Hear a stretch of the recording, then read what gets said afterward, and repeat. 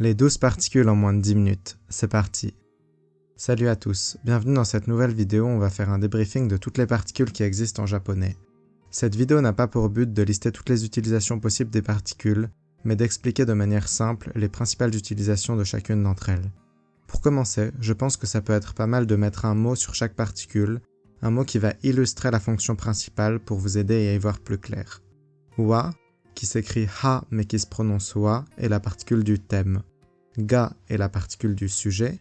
O, qui se prononce o mais qui s'écrit wo, est la particule du COD. E, qui se prononce e mais qui s'écrit he, est la particule du mouvement.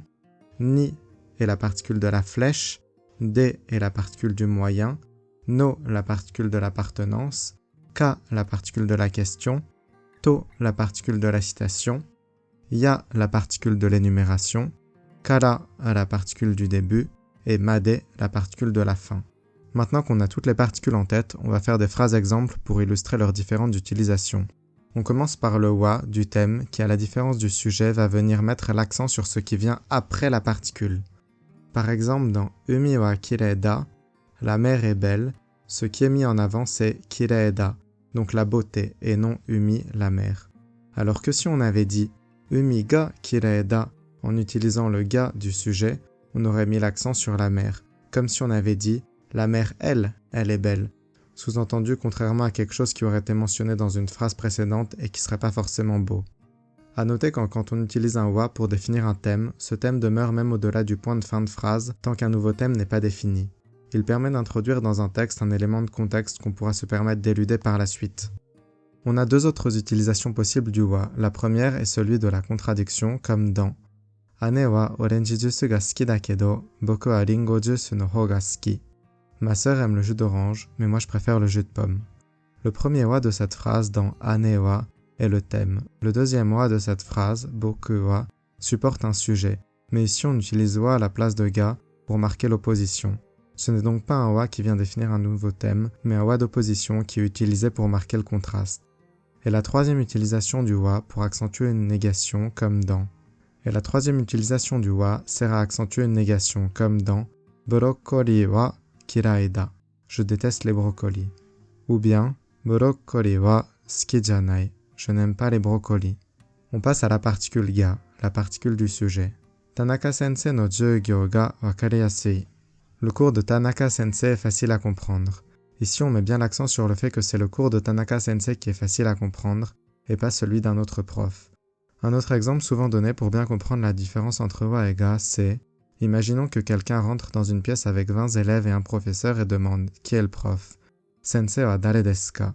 Le professeur va répondre « Watashi ga sensei desu » car la question met l'emphase sur « qui » et donc la réponse doit aussi mettre l'emphase sur ce même « qui » qui en l'occurrence est « je » dans la réponse.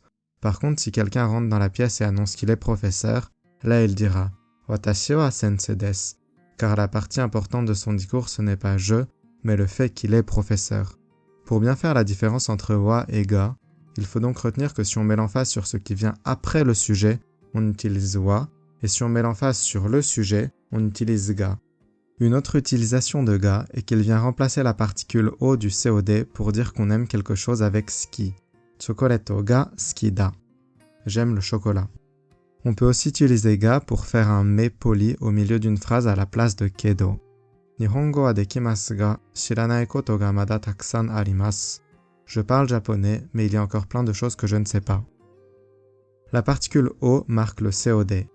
Keki o tsukurimashita. J'ai fait un gâteau. J'en profite pour faire un petit rappel sur le watashi wa qui devrait être en début de phrase et qui a disparu.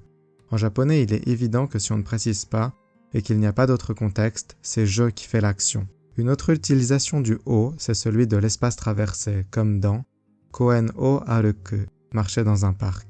Et il y a une troisième utilisation du o, qui va être le o de la sortie, comme dans ie o deru, sortir de chez soi, ou dans daigaku o sotsugyo suru, être diplômé de l'université.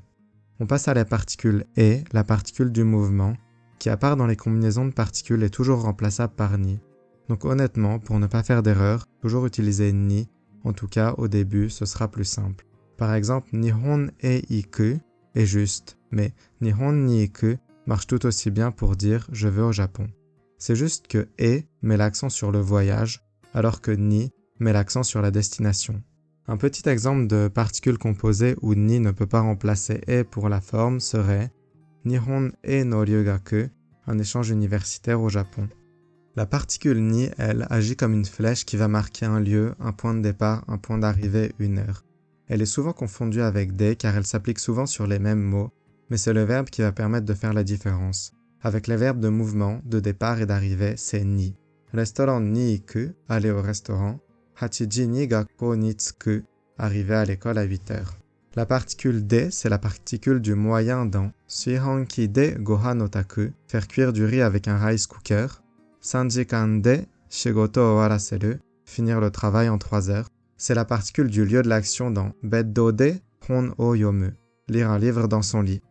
La particule no, elle, est la particule de l'appartenance. Par exemple, Tomodachi no kuruma, la voiture de mon pote. Le no peut aussi remplacer le ka en fin de phrase pour poser une question. Nanji ni kaeru no, tu rentres à quelle heure? La particule ka est la particule de la question. Nanji ni kimasu ka, tu viens à quelle heure? Cette particule peut aussi être utilisée pour dire où, par exemple dans Hokkaido ka, Okinawa ka, dochi ni ikitai desu ka? Tu préfères aller à Hokkaido ou à Okinawa? La particule to, pour la citation, Okinawa no umi ga kirei da to kikimashita. J'ai entendu dire que la mer est belle à Okinawa. On utilise aussi to pour faire une énumération exclusive. Kudamono no naka de wa ringo to mikkan ga tokuni suki da. En fruits, j'aime tout particulièrement les pommes et les clémentines. Sous-entendu, il y a peut-être d'autres fruits que j'aime, mais mes préférés ce sont ces deux-là. Ce to peut aussi être utilisé comme un conditionnel qui marque l'évidence de l'action 2 si l'action 1 se réalise. Par exemple, Ame ga furu to jimen ga nureru. Quand il pleut, le sol se mouille. Haru ga kuru to sakura ga saku. Quand vient le printemps, les sakuras fleurissent. Ici en français, on pourrait remplacer les quand par des si, mais comme le taux de réalisation est de 100%, on préfère le quand en français, même si dire s'il pleut, le sol se mouille n'est pas une faute. Le ya s'utilise pour une énumération non exclusive. Par exemple, Yasai no naka de wa broccoli ya negi ga suki da. En légumes, j'aime entre autres les brocolis et les oignons. Et comme le souligne bien en français le entre autres, et qu'on a ici un ya et non pas un to, cela indique qu'on aime aussi d'autres légumes qu'on n'a pas pris la peine d'énumérer ici. Kara marque le point de départ. Kuji kara shigoto o shiteiru. Je travaille à partir de 9h. Tokyo kara shuppatsu suru.